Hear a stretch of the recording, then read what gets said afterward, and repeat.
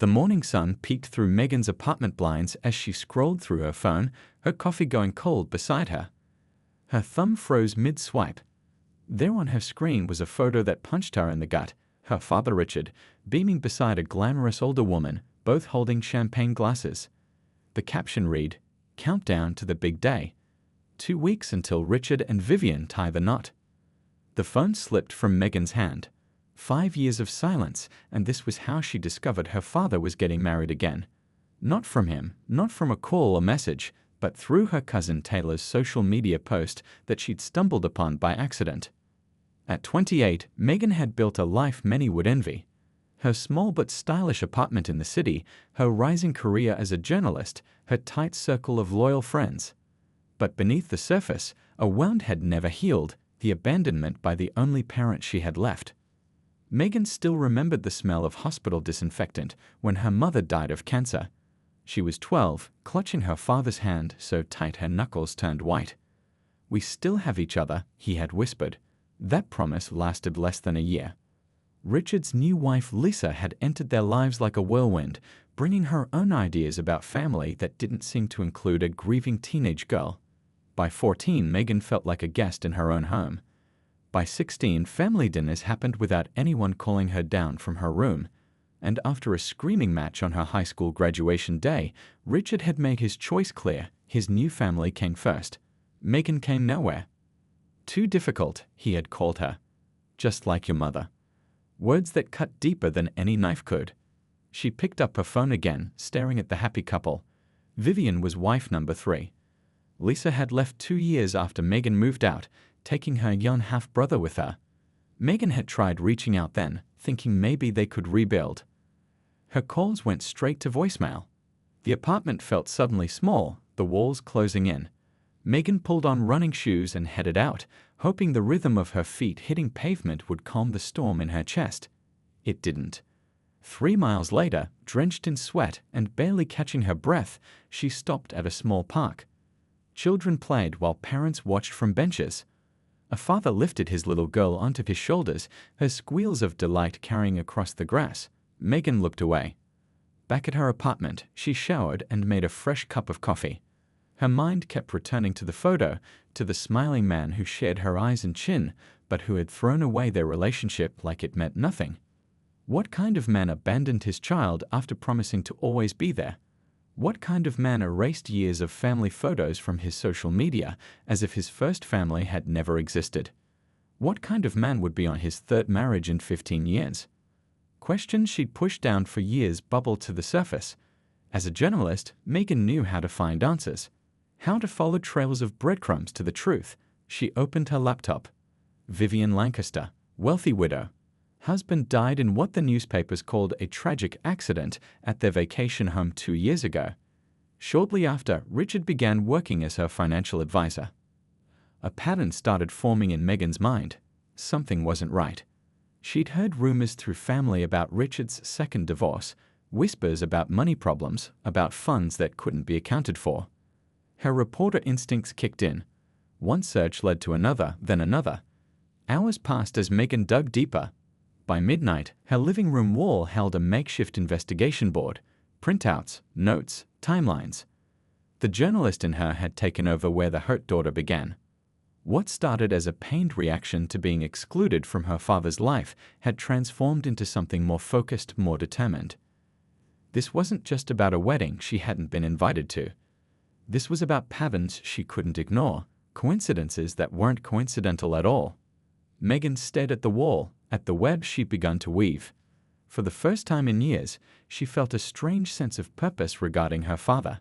She wasn't just going to let this go, not this time. She wouldn't just crash his wedding, she would bring the truth with her. 3 weeks before the wedding, Megan's apartment had transformed. Her living room wall, once decorated with framed travel photos, now displayed a complex web of printouts, sticky notes, and red string connecting various points.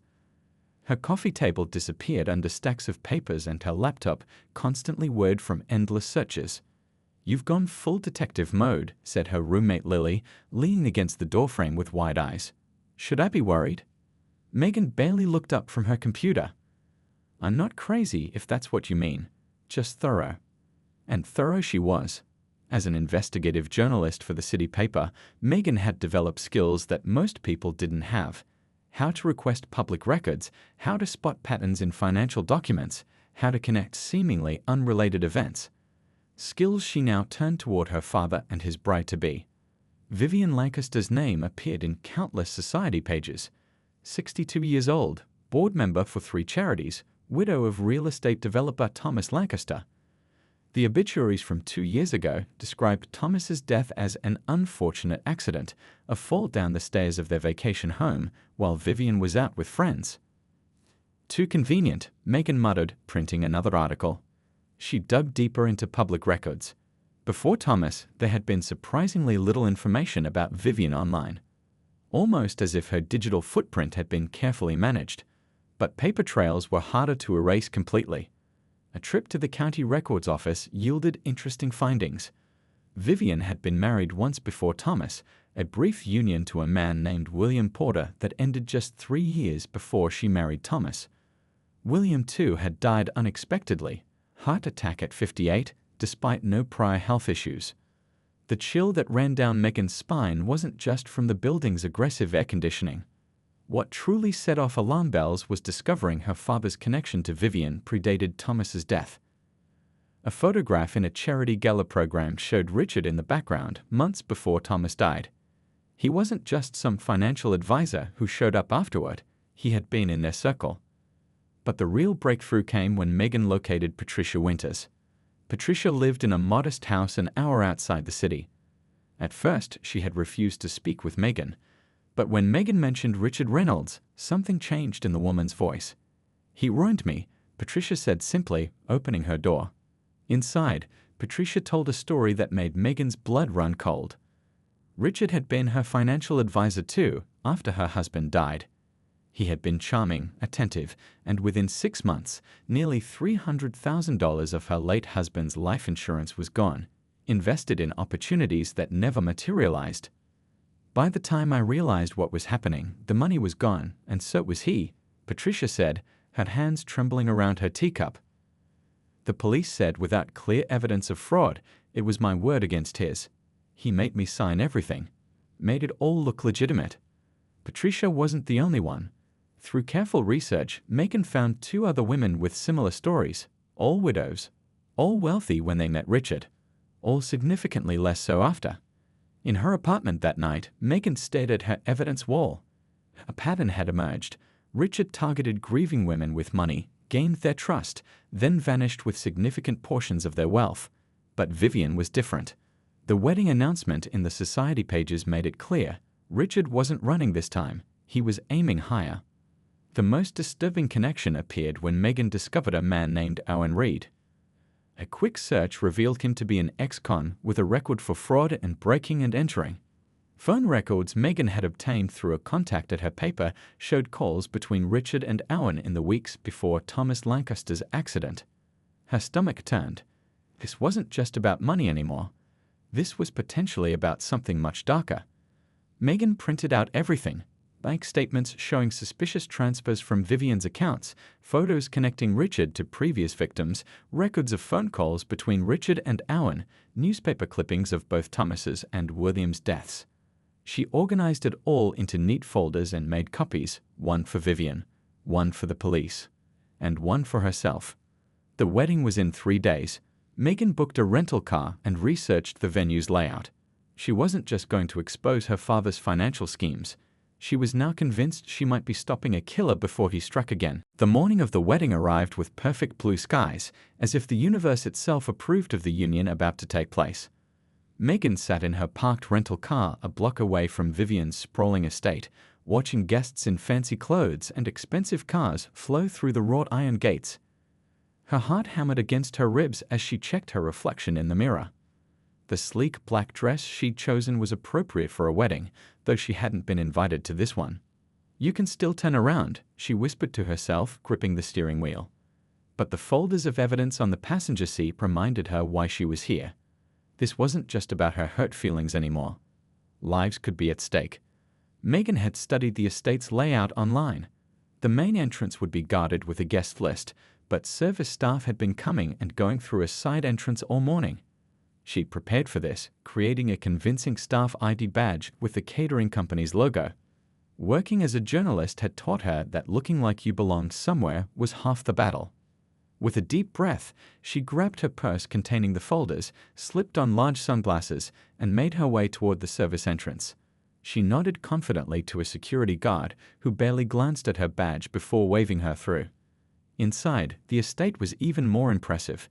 Fresh flowers adorned every surface, their sweet scent mixing with expensive perfumes worn by the guests. Crystal chandeliers sparkled overhead as a string quartet played softly in the corner.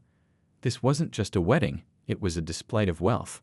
Megan slipped into the back of the gathering crowd in the estate's grand ballroom, which had been transformed into a wedding venue. Rows of white chairs faced an elaborate flower arch where her father would soon stand. She chose a seat in the last row, close to an exit, and kept her head down. The crowd hushed as the ceremony began. Megan's stomach twisted into knots as her father appeared, looking handsome in an expensive tuxedo. She barely recognized him. His hair had more gray than she remembered, but he stood tall and confident. This was a man who had erased her from his life without a second thought, who was now about to marry his third wife with a smile on his face. The minister's voice echoed through the ballroom as Vivian walked down the aisle in a cream-colored gown that probably cost more than Megan made in 6 months. She was beautiful for her age, with elegant silver hair and the polished look of old money. If anyone can show just cause why this couple cannot lawfully be joined together in matrimony, let them speak now or forever hold their peace. The traditional words hung in the air. This was the moment. Megan's legs felt like lead as she stood up, removing her sunglasses. "I object," she said, her voice stronger than she expected. All heads turned toward her, a sea of shocked faces. Her father's expression changed from confusion to recognition to horror in the span of seconds. "My name is Megan Reynolds," she continued, her voice carrying across the now silent room. "I'm Richard's daughter, the one he hasn't spoken to in 5 years. The one he erased from his family photos and his life." Murmurs swept through the crowd. 2 security guards started moving toward her, but she held her ground. "I'm not here to cause a scene because of family drama," she clarified, opening her purse. "I'm here as a journalist with evidence that can't be ignored." The security guards reached her, each taking one of her arms. "Ma'am, you need to leave," one whispered firmly. "Wait," came Vivian's voice from the front. "Let her speak."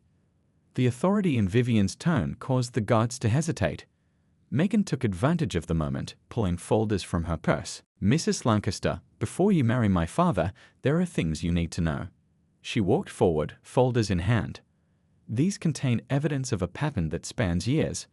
My father has systematically targeted wealthy widows, gained their trust, and then drained their accounts."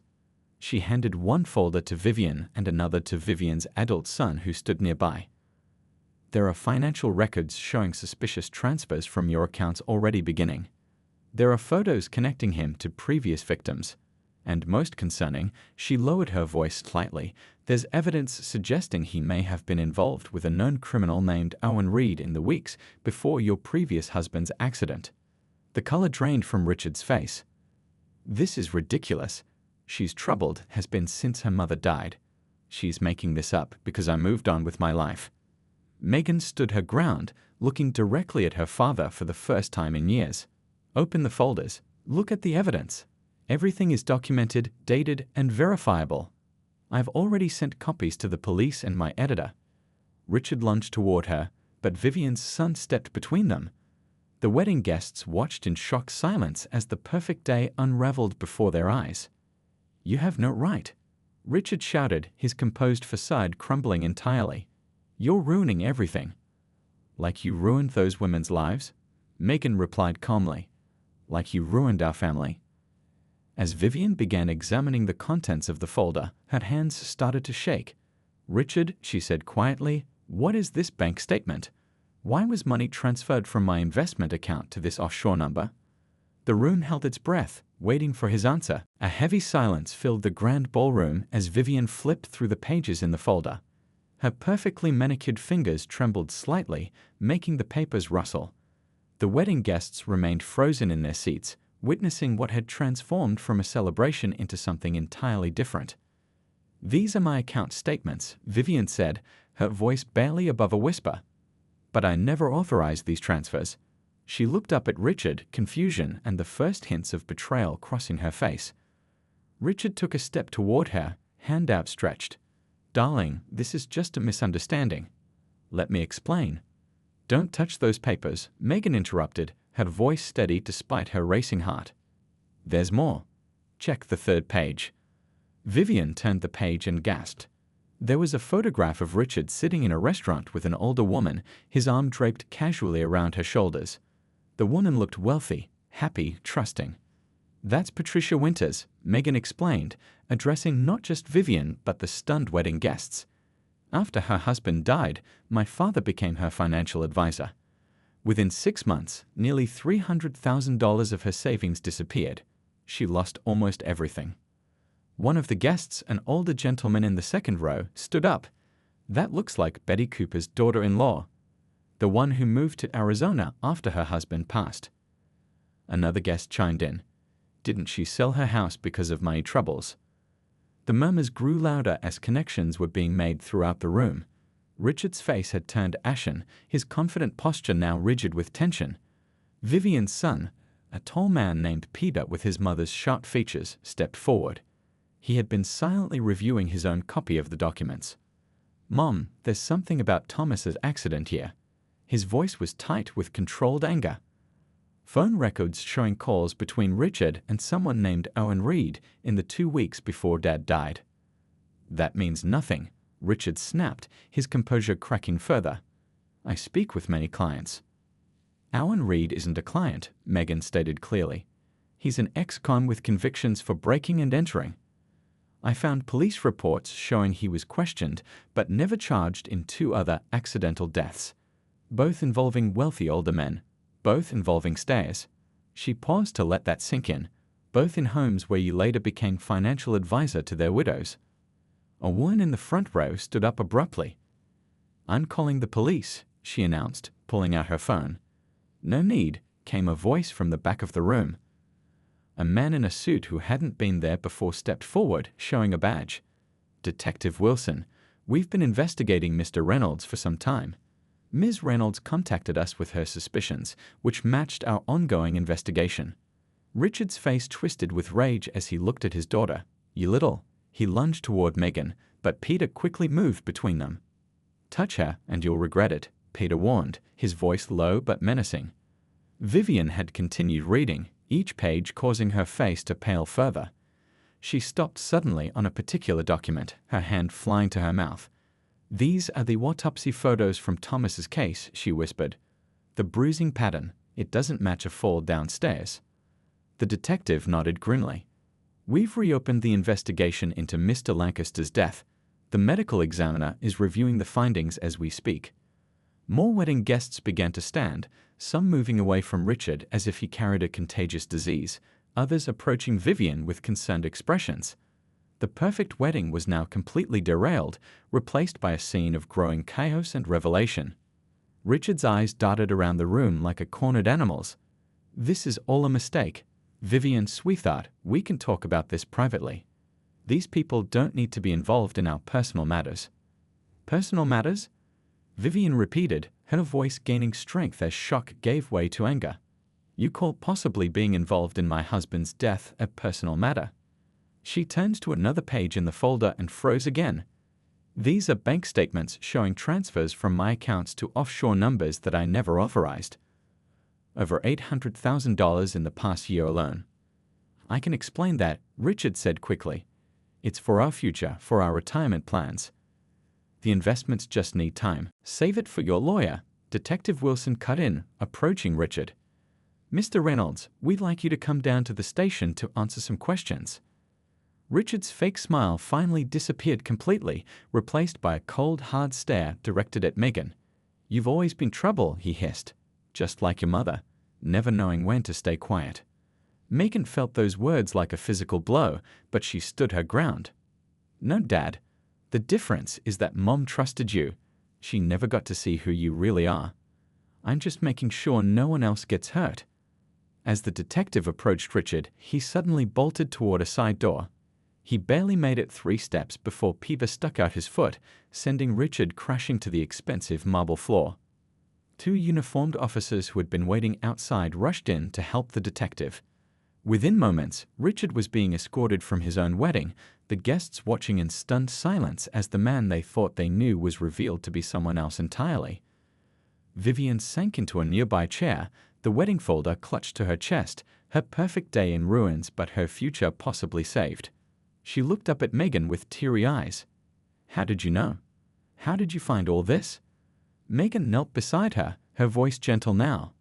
"Because he did it before. And because some things just didn't add up. I'm only sorry I didn't figure it out sooner." The once perfect wedding venue had transformed into something resembling a crime scene. Guests huddled in small groups, whispering and casting glances toward Vivian, who sat rigidly in a chair near the flower arch where she was supposed to have exchanged vows. The string quartet had long since stopped playing, their instruments packed away as they too watched the drama unfold. Detective Wilson had cleared a small area in an adjacent room to take statements. A line of guests waited outside, eager to share what they knew about Richard Reynolds and his relationship with Vivian. Many were discovering they had pieces of a puzzle they hadn't realized existed until Megan brought the frame into focus. "I thought it was odd when he suggested Vivian update her will just 3 weeks after they got engaged," an older woman in a lavender dress told another guest. "He said it was just practical planning, but he seemed so interested in the details." Peter, Vivian's son, paced the floor nearby, occasionally stopping to study the documents Megan had provided. His face grew darker with each pass through the papers. As a successful businessman himself, he recognized the sophistication of the financial maneuvers Richard had employed to siphon his mother's money. "Mom, did you know about these accounts in the Cayman Islands?" he asked, kneeling beside his mother's chair. Vivian shook her head slowly, still processing the shock. "He handled everything after your father died." I couldn't focus on those details then." Her voice broke slightly. "I trusted him completely." "That's his pattern," Megan explained gently, sitting across from them. "He finds people when they're vulnerable, when grief makes it hard to see clearly." Vivian looked up at Megan, really seeing her for the first time. Why did you do this? After he shut you out? You could have just let it happen." Megan was quiet for a moment. It was a fair question, one she had asked herself many times over the past weeks. "At first, I just wanted to understand who he'd become," she admitted. "But when I started finding these connections, these patterns, I couldn't walk away knowing what might happen to you." In the main hall, more drama was unfolding. Richard had been detained in a study under the watch of a uniformed officer while Detective Wilson coordinated with his team. But Richard wasn't done fighting yet. "I need to use the bathroom," he told the young officer guarding him. The officer hesitated but nodded. "Down the hall to the left. Door stays open, and I'll be right outside." In the bathroom, Richard pulled out a second phone hidden in his jacket's inner pocket. He quickly texted someone. "Cover blown. Clean up now." Then he flushed the phone down the toilet. What Richard didn't know was that Detective Wilson had anticipated this move. Technology experts were already tracking his known devices and accounts. The message was flagged instantly, leading police to Owen Reed's location across town. Back in the main hall, a commotion broke out when another guest recognized more information in the folders. "That's my sister's investment account number," a woman exclaimed, pointing at a page in the documents circulating among guests. She introduced Richard to Vivian at the charity gala last year. He was managing her portfolio too. The revelation sparked another round of phone calls as guests began contacting friends and family who had connections to Richard. The web of potential victims grew wider with each passing minute.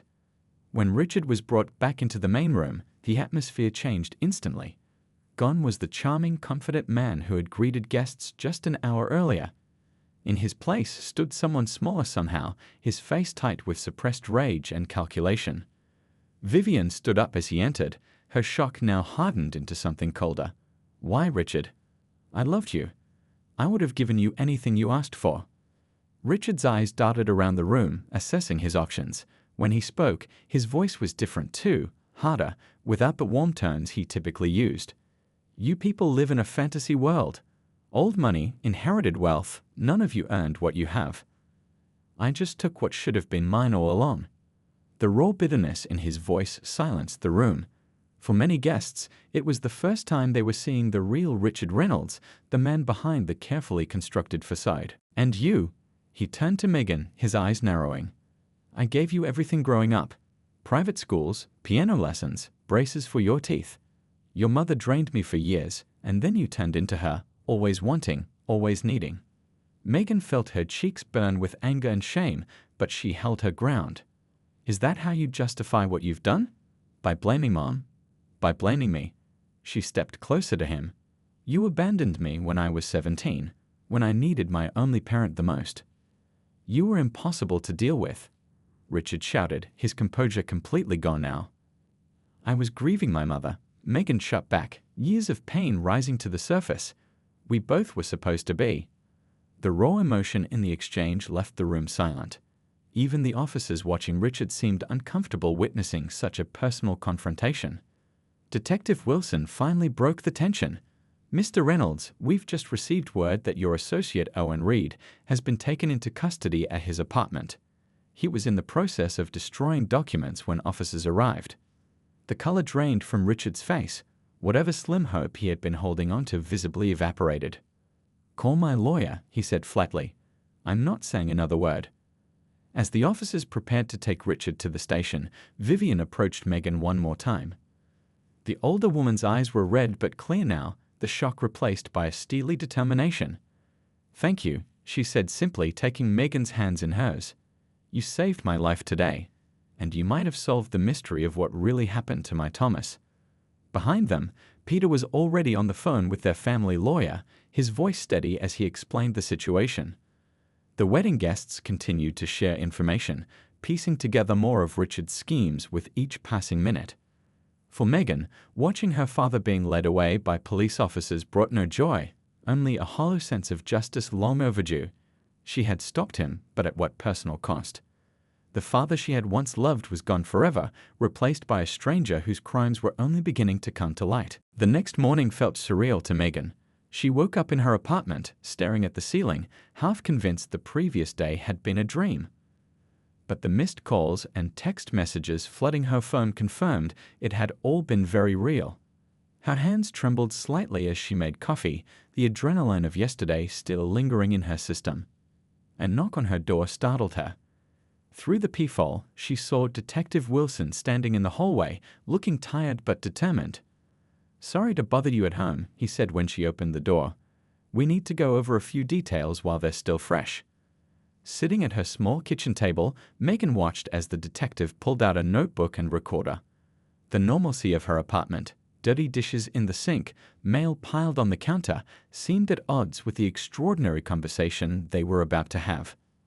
"Your father is claiming you fabricated evidence to ruin his wedding out of spite," Detective Wilson said bluntly. "Says you never got over him remarrying after your mother died."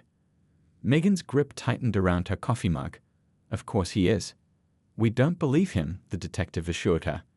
"The evidence you provided matches too perfectly with our ongoing investigation.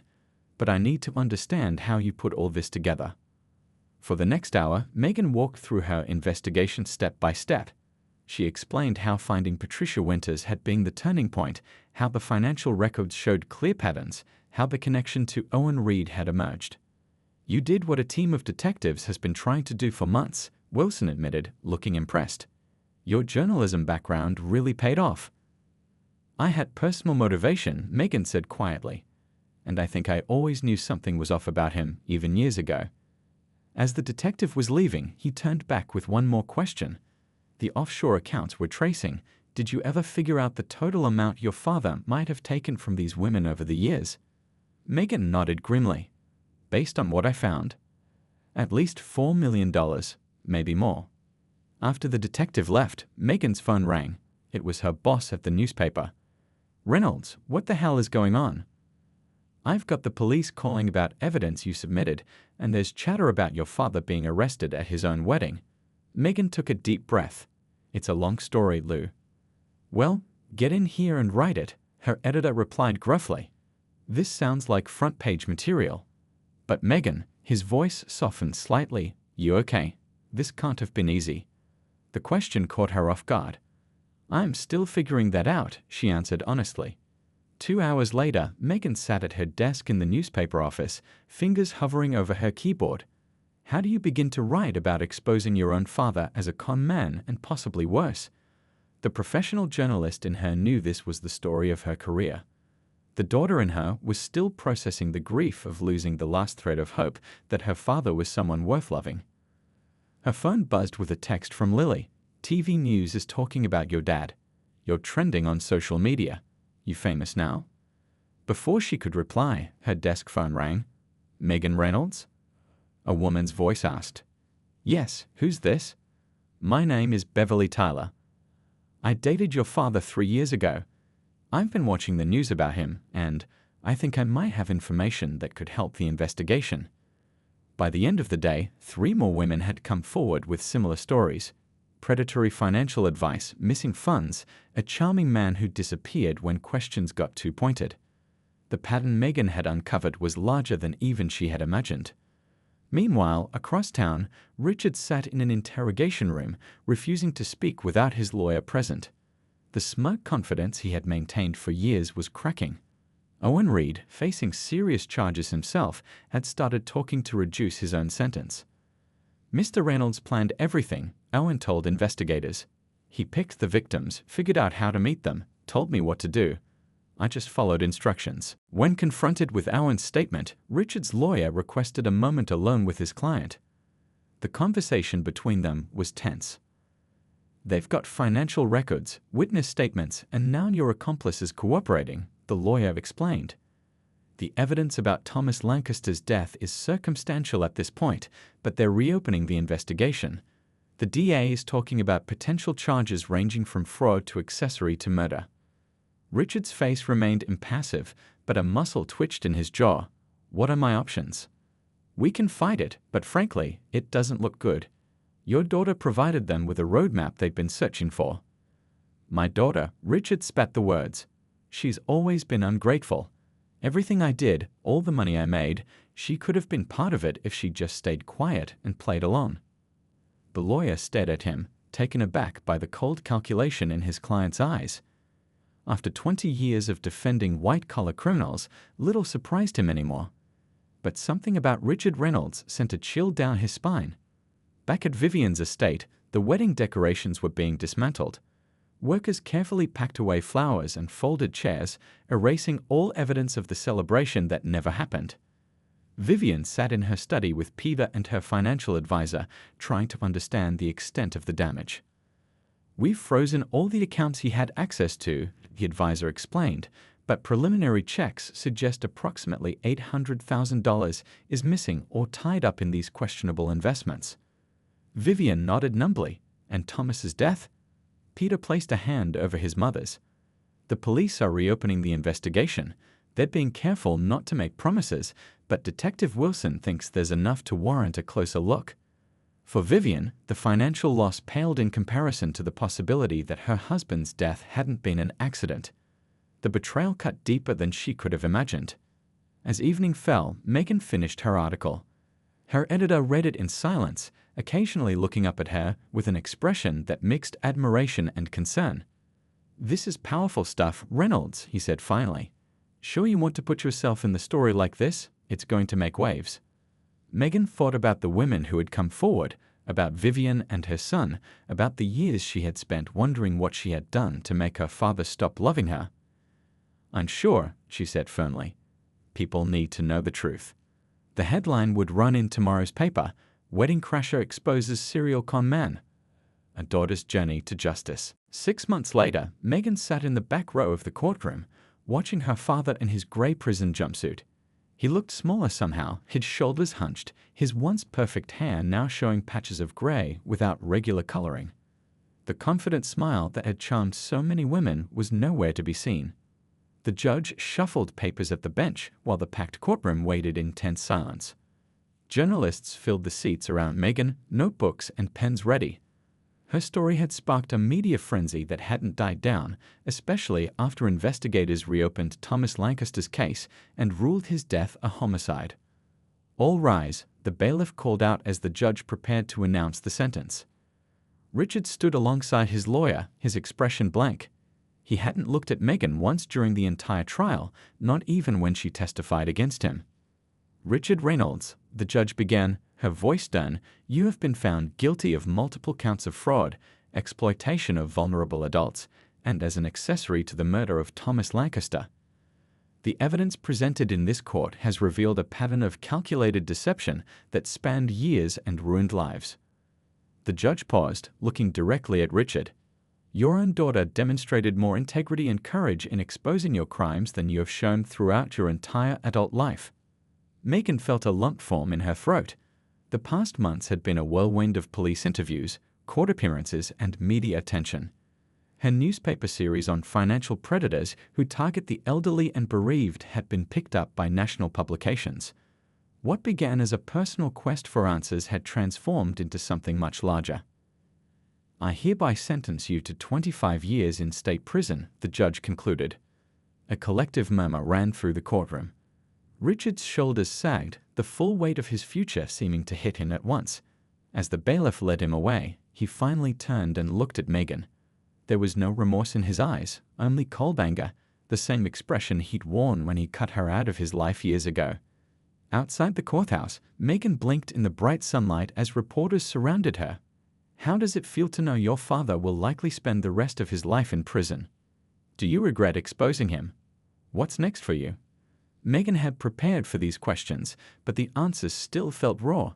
"Justice was served today," she said simply. "Not just for me, but for all the people he hurt." As the crowd of reporters thinned, Megan noticed a small group of women waiting nearby. Patricia Winters was there, along with 4 other women who had come forward after Megan's story broke. They had formed an unexpected bond during the trial, united by their shared experience of Richard's manipulation. "We wanted to thank you," Patricia said, stepping forward. "Without you, he would have continued hurting people." One of the other women nodded. "I lost my retirement savings, but you gave me back my dignity. I'm not a fool, I'm a victim of a skilled con man. That distinction matters." Nearby, Vivian stood with her son Peter. The past months had aged her, but there was strength in her posture now. After the initial shock wore off, she had become an advocate for financial literacy among elderly populations. Her charity work now focused on preventing others from falling victim to predators like Richard. Vivian approached Megan with tentative steps. Their relationship was complicated. Megan had saved her from disaster, but had also shattered her world in the process. "The medical examiner confirmed it," Vivian said quietly. "Thomas was struck from behind before he fell. They found Owen's fingerprints on a bookend from our vacation home." Her voice broke slightly. "At least now I know the truth." Megan nodded, understanding that truth, however painful, was better than comforting lies. "How are you doing with everything?" she asked. "One day at a time," Vivian replied. "Peter has been wonderful, and focusing on the foundation helps." She hesitated before adding, "Your series on financial protection has been invaluable for our workshops." That evening, Megan sat on her apartment balcony with a glass of wine, watching the sunset paint the city in golden hues. Her phone buzzed with messages of support from friends and colleagues, but she needed a moment of quiet reflection. A week after the sentencing, she received an unexpected letter from her father's sister, her Aunt Helen, whom she hadn't seen in years. "I found this in my attic," the note read. "I thought you might want it." Inside the package was a photo album filled with pictures of Megan as a child with both her parents. Her mother's smiling face looked back at her from dozens of images: birthday parties, beach trips, ordinary moments of a family that once seemed happy. In many photos, her father looked genuinely caring, holding her hand or carrying her on his shoulders. Tears blurred Megan's vision as she flipped through the pages. Had that version of her father been real, or just another performance? She would never know. The following month, Megan stood before a crowded auditorium at a conference on elder financial abuse. Her keynote speech wasn't just about her father's crimes or her investigation. It was about the importance of protecting vulnerable populations and recognizing the warning signs of exploitation. "My story began with personal pain," she told the audience, "but it's become about something much bigger. Financial predators count on silence and shame to keep operating. By speaking up, we take away their power. After her talk, a young woman approached her with tears in her eyes. My grandmother lost everything to someone like your father, she said. Your story helped us understand it wasn't her fault. That night, as Megan walked home, she felt a weight lifting that she hadn't even realized she'd been carrying. For years, she had wondered what she had done wrong, why her father had pushed her away. Now she understood it had never been about her at all. In her apartment, she looked at the wall where her investigation board had once hung. In its place was a bulletin board covered with thank you notes from people who had read her articles or attended her workshops. There were photos too, not of the father who had abandoned her, but of the community she had built. Patricia, Vivian, other survivors, fellow advocates. Megan had lost her father twice, first to abandonment, then to justice. But in the process, she had gained something unexpected: purpose. The little girl who once desperately wanted her father's love had become a woman who no longer needed his approval to know her own worth. As she prepared for bed, her phone chimed with a text from Lily. Saw you on the news again. My friend's grandma signed up for your next workshop. You're changing lives, you know that? Megan smiled, thinking how sometimes the worst betrayals can lead to the most meaningful growth.